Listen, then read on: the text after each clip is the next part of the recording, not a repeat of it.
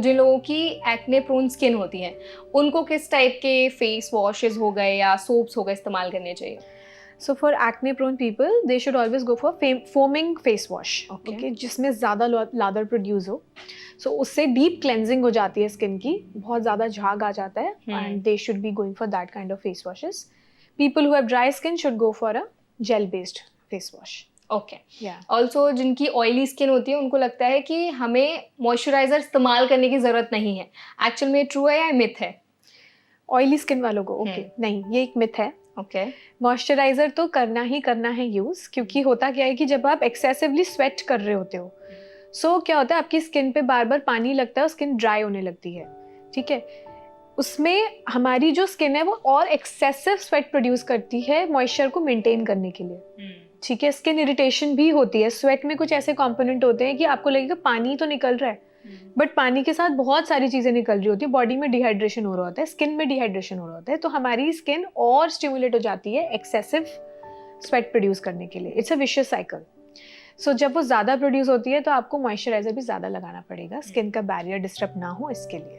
Also ma'am आपने ना dehydration की बात की, तो उससे मुझे याद है कि हाइड्रेशन, लोग अक्सर बोलते हैं कि hydration is very important for our skin, और अगर आप अच्छा खासा अमाउंट ऑफ वाटर पीते हैं दिन में तो आपकी स्किन हेल्दी रहती है. राइट. जितने भी सेलिब्रिटीज़ हैं या फिर जिन लोगों की स्किन अच्छी है, हमेशा वो यही बोलते हैं कि हम तो बस पानी ज़्यादा पीते हैं और उसकी वजह से हमारी स्किन अच्छी है. तो एक्चुअल में सिर्फ पानी का ही रोल है, बाकी चीज़ें भी बहुत इंपॉर्टेंट है? पानी का तो बहुत बड़ा रोल है, लेकिन इसके अलावा बहुत सारी चीज़ें हैं जिनसे आपकी स्किन अच्छी हो सकती है. सेलिब्रिटीज ऐसा बहुत कुछ करते हैं अपार्ट फ्रॉम वाटर. एग्जैक्टली. जो वो बताते नहीं हैं. जो बताते नहीं है और जो नॉर्मली लोगों को करना चाहिए. ठीक है, इसके लिए एक बहुत इंपॉर्टेंट चीज़ है आपका स्किन केयर रूटीन कैसा है. ओके. ठीक है, हमारी स्किन में मेजरली 2 लेयर्स होती हैं, एपिडर्मिस एंड डर्मिस. डर्मिस के नीचे आप समझ लीजिए जो पानी है उसे हाइलुरोनिक एसिड बोलते हैं इनसाइड द बॉडी. सो वो एक एज के बाद डिप्लीट होने लगता है. 28 ईयर्स के बाद वो नेचुरली डिप्लीट होने लगता है हमारी स्किन से, तो हमें उसे भी सप्लीमेंट करना है बाहर से. Plus it's a very important anti ageing agent. Okay. Another important thing is vitamin C, niacinamide. All these things are used to hydrate the skin. So ये जितने सीरम्स हैं, अगर आप इन्हें सीरीज में अच्छे से लगाते हैं, सो ये एक बहुत अच्छा फैक्टर है आपकी स्किन को हाइड्रेट करने के लिए अपार्ट फ्रॉम वाटर. आप अपनी इतनी अच्छी, अपनी इतनी सुंदर स्किन का कैसे ख्याल रखती हैं? सो बहुत इंटेंसिव एक स्किन केयर रूटीन है जो मैं फॉलो करती हूँ. सुबह उठ के फेस वॉश करना, देन टोनर अप्लाई करना, then vitamin C, then hyaluronic, then moisturiser, then sunscreen. So it's a intensive routine. Then ये तो मॉर्निंग रूटीन है. देन इवनिंग में again we have a very intensive routine. Again face wash, then hyaluronic acid, moisturiser, mask, retinol. Okay. All these things. At least scrubbing once in a week. So exfoliation is important. Okay. All these things we are doing. I think all the dermatologists, I would say, have a lovely skin because they know what has to follow. Yeah. और night का routine कैसा होना चाहिए? क्योंकि दिन में तो we have already discussed कि क्या क्या चीज़ें फॉलो करनी है, सनस्क्रीन यूज़ करनी है, मॉइस्चराइजर यूज़ करना है. जो नाइट रूटीन होता है वो क्या मॉर्निंग रूटीन से डिफरेंट होना चाहिए? नाइट रूटीन में भी मॉर्निंग के कुछ कंपोनेंट्स होते हैं, बट नाइट रूटीन आपका और ज़्यादा इंपॉर्टेंट होता है अपार्ट फ्रॉम मॉर्निंग रूटीन. अगर आप सनस्क्रीन को हटा दीजिए तो नाइट में एक इंपॉर्टेंट कंपोनेंट होता है जिसे बोलते हैं रेटिनॉल. और रात में सबसे ज़्यादा आपकी स्किन रिपेयर होती है. तो अगर आपने रात में अच्छे से मॉइस्चराइजर लगाया तो सुबह आप हमेशा फ्रेश उठेंगे, क्योंकि आपकी स्किन मैक्सिमम बैरियर रिपेयर रात में ही करती है. तो उसमें भी आपका पहले फेस वॉश आएगा, देन हाइलुरोनिक एसिड आएगा, then moisturiser, then you can apply your under eye cream and then retinol. So ये एक नॉर्मल रूटीन होना चाहिए किसी का भी. हाँ, मतलब सब लोगों को ये जो रूटीन है वो फॉलो करना ही है. बिल्कुल. ऑल्सो मैम एक बहुत इंपॉर्टेंट क्वेश्चन है कि स्किन केयर किस एज के बाद से शुरू कर देना चाहिए? स्किन केयर की कोई एज नहीं होती. So still if you ask, then 12 years के बाद से आपको स्किन केयर शुरू करना चाहिए. हाँ, अगर आप बात करें एंटी एजिंग रूटीन की, वो स्टार्ट होना चाहिए 28 साल के बाद से. 28 years and beyond you should start an anti aging regimen. Okay. Also pregnancy के टाइम पे बहुत से लोग बोलते हैं कि सनस्क्रीन नहीं यूज करनी चाहिए. क्या ये ट्रू है या एक मिथ है? It is a myth completely. Pregnancy में अगर आपने सनस्क्रीन यूज नहीं करी, so you might land up into something called melasma.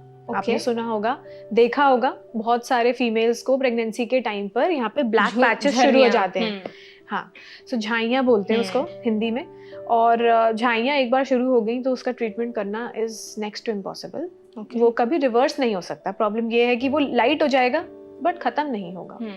सो इसलिए इट्स वेरी इंपॉर्टेंट कि सनस्क्रीन जरूर लगाएं प्रेगनेंसी में. बिल्कुल. Yeah. ऑल्सो मैम आपने अभी मेलास्मा की बात की, तो मेलास्मा किन रीजंस की वजह से होता है, क्या क्या मेजर कॉजेज होते हैं? मेलास्मा का मेजर कॉज है hormonal fluctuations that usually happens in pregnancy या मेनोपॉजल फीमेल्स में जो पीरियड रुकने की एज होती है हमारी, उन केसेस में मेलास्मा बहुत कॉमन है. सन एक्सपोजर से बहुत ज़्यादा कॉमन है along with this hormones. And जो लोग गर्भ निरोधक गोलियां खाते हैं उन लोगों में बहुत कॉमन है. जितनी भी स्किन प्रॉब्लम्स हैं वो मेल्स में ज्यादा होती है या फीमेल्स में ज्यादा देखने को मिलती है? आई थिंक अर्लियर फीमेल्स में ज़्यादा दिखती थी बट अब तो मेल पेशेंट्स भी इक्वली आते हैं ओपीडी में. मेल्स की बात करें तो उनमें हेयर फॉल का प्रॉब्लम ज़्यादा है. फीमेल्स में स्किन का प्रॉब्लम ज़्यादा है. सबके अपना अपना डिपार्टमेंट है. एग्जैक्टली. मतलब सब अपने अपने डिपार्टमेंट की वजह से आते हैं आपके पास. बिल्कुल. ऑल्सो मैम अगर हम बात करें इन्फेक्शंस की, तो थाइज में भी बहुत सारे लोगों को ना इन्फेक्शन हो जाता है, थाई इन्फेक्शन जिसको हम बोलते हैं. तो वो क्यों होते हैं? पहला तो क्या मेजर रीजंस होते हैं उनके? थाई इन्फेक्शंस में मेनली फंगल इन्फेक्शन ही होता है. Okay. So inside the groin fungal infection बहुत कॉमन है again due to sweating. So in men usually it's very common in men because they wear jeans and when they wear tight denims तो अंदर sweat produce हो के वहाँ पे fungus dwell करने लगता है और इन्फेक्शंस हो जाते हैं. और इसको कैसे ट्रीट किया जाता है? सेम जैसे फंगल इन्फेक्शन बाकी जैसे ट्रीट करते हैं, क्रीम से, दवाइयों से, लेजर से कर सकते हैं अगर छोटे छोटे पैच हैं.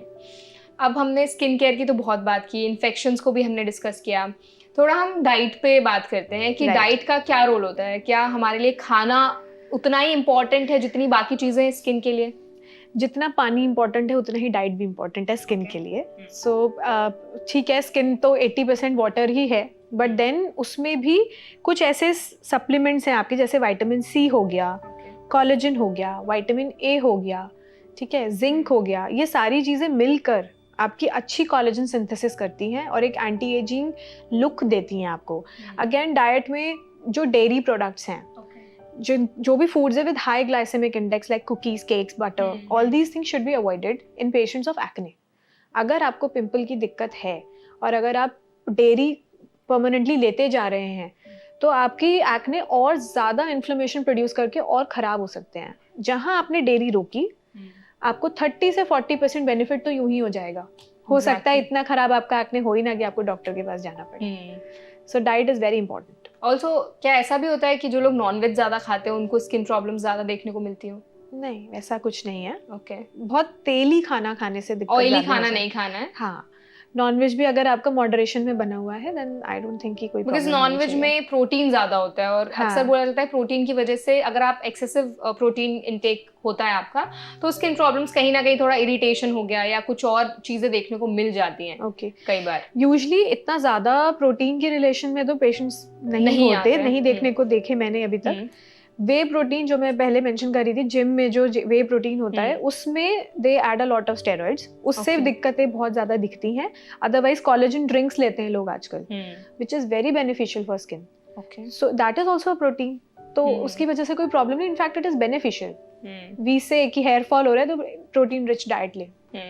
हमने अभी आपने ड्रिंक्स की बात की, लोग बहुत सारे लोग हैं ना चिया सीड्स का भी इस्तेमाल करते हैं. किस तरह से हमारी स्किन को वो अच्छा बनाती है, कैसे हेल्पफुल है? सो जब भी सप्लीमेंट्स की बात कर रहे थे जिसमें मैंने विटामिन सी, जिंक का नाम लिया, उसमें एक बहुत इंपॉर्टेंट है ओमेगा 3 फैटी एसिड्स. सो जैसे कि चिया सीड्स हैं, चिया सीड्स को अगर आप ओवरनाइट सोक करके रखते हो, भिगा कर रखते हो पानी में और सुबह आप उनको जब पियोगे सो वो एक ओमेगा 3 फैटी एसिड रिलीज करते हैं. ओमेगा 3 फैटी एसिड के कैप्सूल्स भी आते हैं बाजार में. सो वो हमारी स्किन को रिजुविनेट करने में, हाइड्रेट करने में और नरिश करने में बहुत हेल्प करते हैं. जितने भी मैम आपने इंग्रेडिएंट्स मेंशन किए थे कि नायासिनामाइड है, विटामिन सी है, रेटिनॉल है, वो हर एक स्किन टाइप को सूट करते हैं, हर व्यक्ति को सूट करते हैं? Usually yes. ओके. लेकिन हाँ, इनकी कॉन्सेंट्रेशन इज वेरी इंपॉर्टेंट. अब रेटिनॉल 0.25 भी आता है, 0.5 भी आता है, 1-2% भी आता है.